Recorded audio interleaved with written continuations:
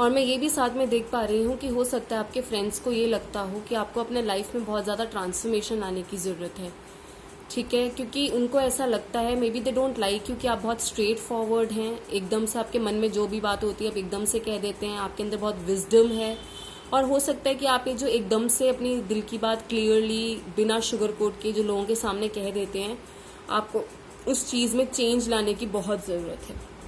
और साथ में मैं ये भी देख पा रही हूँ कि ये जो आपका कार्ड आया था हार्ट एक एंड लॉस का, तो मैं साथ में ये भी देख पा रही हूँ कि उनको ये भी लग रहा है कहीं ना कहीं कि आपको जो है किसी ने इतना धोखा दिया है, किसी ने इतना ज़्यादा परेशान किया है कि आप इस एनर्जी में हो, कॉन्फ्लिक्टिंग एनर्जी में हो।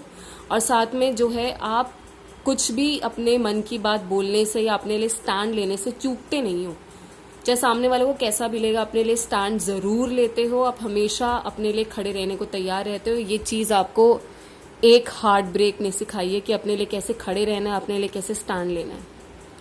So that's all for you pile 1।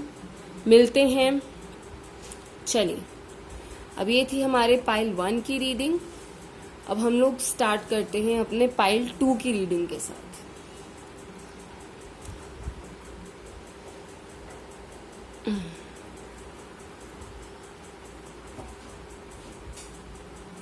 तो जिन्होंने भी कार्ड नंबर 2 चूज किया था उनके लिए कार्ड अगेन नंबर 3 आया है, फर्टिलिटी का कार्ड। तो फर्टिलिटी का कार्ड ये बताता है कि आपका जो है हार्ट चक्रा ओपन हो रहा है।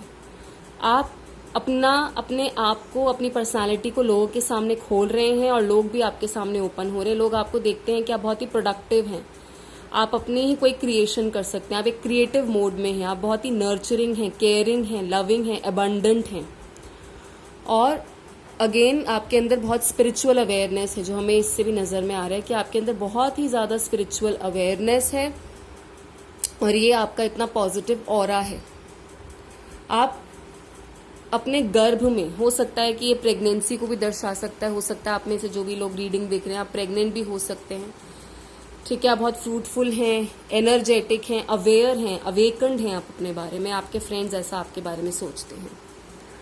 तो चलिए फ्रेंड्स, अब हम लोग रीडिंग करते हैं अपने राइडर वाइट टैरो डेक से कि आपके लिए उसमें क्या आया है। लेट अस सी।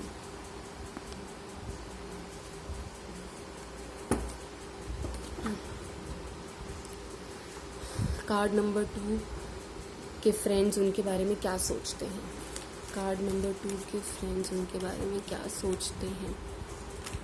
कार्ड नंबर 2 के फ्रेंड्स उनके बारे में क्या सोचते हैं। कार्ड नंबर 2 के फ्रेंड्स उनके बारे में क्या सोचते हैं।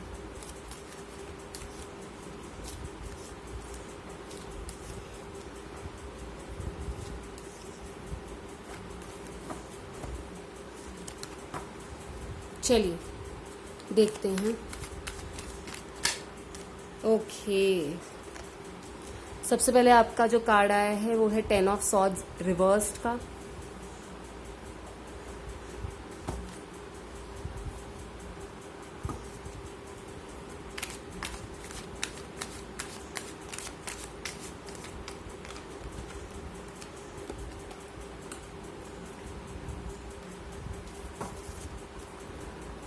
ओके, जो दूसरा कार्ड आपके लिए आया है वो है 8 ऑफ सॉर्ड्स का। काफी एयर एनर्जी है यहाँ पे,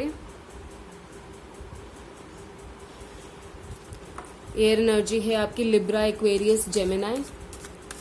तो यहाँ पे लिब्रा, एक्वेरियस, जेमिनाई की एनर्जी काफी स्ट्रांग है। Okay, 5 of wands, Aries, Leo, Sagittarius, fire energy.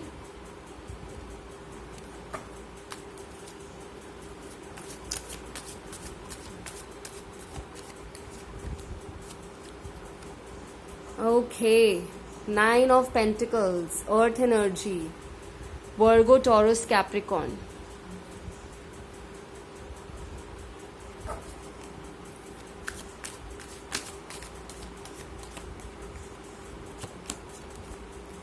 Seven of Cups, यहाँ पे सारे ही एनर्जी आ रही है। अगेन यहाँ कप्स की एनर्जी आ गई है दोबारा से।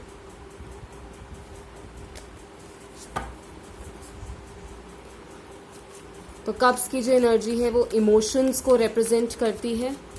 तो यहाँ पे okay the devil, bottom of the deck से आपके लिए आया है द डेविल का कार्ड।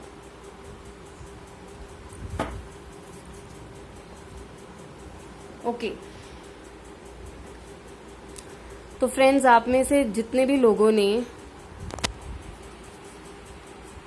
पाइल नंबर 2 को चूज किया है, तो सबसे पहले मैं ये बता दूं, यहाँ पे कैंसर की एनर्जी बहुत है। कैंसर, स्कॉर्पियो, पाइसिस, एरीज, लियो, सैजिटेरियस, वर्गो, कैप्रिकॉन, टॉरस। तो ये सारी ही एनर्जी जो है यहाँ पे प्रेजेंट है।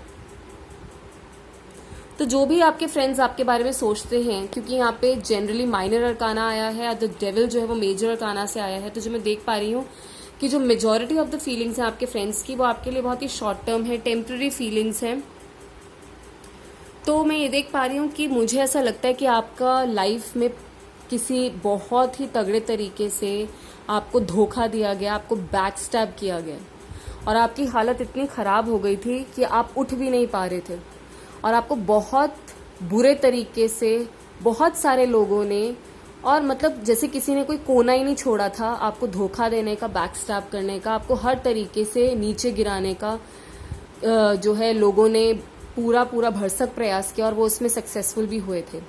लेकिन अब आप इस एनर्जी से बाहर निकल गए हो, अब आप इस एनर्जी से रिकवर कर रहे हो, अब आप इस एनर्जी से बाहर निकल रहे हो, क्योंकि ये 10 ऑफ सॉर्ड्स का कार्ड जो है इन रिवर्स में आया है, तो बहुत अच्छा कार्ड है कि अब आप उस एनर्जी से बाहर निकल गए हो, अब आप उस दुख से, उस तकलीफ से, उस परेशानियों से, उस दर्द से बाहर निकल आए हो। लेकिन अभी भी कहीं ना कहीं जो है आप सेल्फ डाउट में हो, बहुत ज़्यादा सेल्फ डाउट में हो। आपने खुद को रिस्ट्रिक्ट करके रखा है, अपने आंखों पे पट्टी बांध ली, अपने हाथों पे रोप बांध के रख ली है, ठीक है। और देख रहे हैं आप नीचे कैसे इंसान कीचड़ में खड़ा है, लाल कलर का कीचड़ है, पीछे एक कासल सा बना हुआ है। तो मतलब आप एक ऐसे इंसान हैं जो पास्ट में जो चीज हुई थी उससे आपने लेसन तो लिया ही है, प्लस आप उससे डरते भी हैं। आपको लगता है कि आप अभी भी उन दीवारों में, उन स्वॉर्ड्स में, उन तलवारों में धंसे हुए हैं, उनसे घिरे हुए हैं। अभी भी आपको लगता है कि आप उससे पूरी तरीके से बाहर नहीं निकले, पर ये सिर्फ आपकी थिंकिंग है। आप उससे निकल रहे हैं, आप उससे ओवरकम कर रहे हैं, क्योंकि ये कार्ड ये बता रहा है। लेकिन कहीं ना कहीं आपकी थिंकिंग अभी भी बहुत ज्यादा नेगेटिव है, ठीक है। कभी आपको लगता है कि कहीं दोबारा आपके साथ कुछ वैसा ना हो जाए। प्लस साथ में मैं ये भी देख पा रही हूं कि आप जो हैं, आपके फ्रेंड्स ऐसा सोचते हैं कि आप अपने फ्रेंड्स से बहुत लड़ाई करते हैं, अपने फ्रेंड्स से बहुत कंपटीशन, जेलेसी, एनवी रखते हैं, और उनके साथ प्रॉपरली बात नहीं करते, उनके सामने खुलकर नहीं आते कि आप चाहते क्या हैं। बहुत कंफ्यूजन है आपके माइंड में, मेंटल कॉन्फ्लिक्ट्स बहुत चलते हैं। जैसे यहाँ पे भी आया था मेंटल कॉन्फ्लिक्ट्स, वैसे यहाँ पे भी है कि बहुत मतलब कंपटीशन है, बहुत ज़्यादा लड़ाई झगड़े हैं। लेकिन मैं साथ ही साथ में ये भी देख पा रही हूँ कि आपके फ्रेंड्स हैं, उनको ये लगता है कि क्योंकि आपके साथ पास्ट में इतना धोखा हो चुका है कि आप अभी उससे रिकवर करें, निकल रहे हैं, फिर भी आपकी थिंकिंग नेगेटिव है, और आप अपने फ्रेंड्स से भी लड़ते हैं, कॉन्फ्लिक्ट्स करते हैं, उनके सामने कम्युनिकेट ठीक से नहीं करते, उनके सामने प्रॉपरली ओपन अप होके नहीं आते। तो इसलिए उनको लगता है कि आपको अकेले रहना ही पसंद है, क्योंकि अब आप किसी पे भरोसा नहीं करते, आप किसी पे ट्रस्ट नहीं करते, इसीलिए आपको अकेला रहना ही पसंद है। आप सिर्फ खुद पे, अपने काम पे, अपने करियर पे बहुत फोकस कर रहे हैं।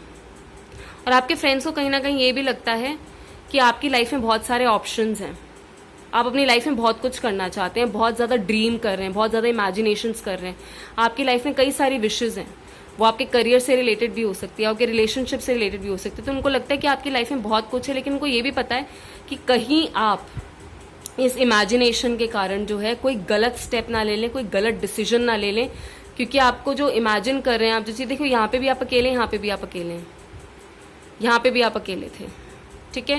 तो उनको ऐसा लगता है कि अब आप अकेले रहना ही पसंद करते हैं, आपको किसी पे विश्वास नहीं है, आप किसी साथ घुलते मिलते नहीं, किसी से बातचीत नहीं करते, किसी से दोस्ती करने का आपका कोई प्लान नहीं है। तो उनको ऐसा लगता है, और उनको ये भी लगता है कि हो सकता है आपकी लाइफ में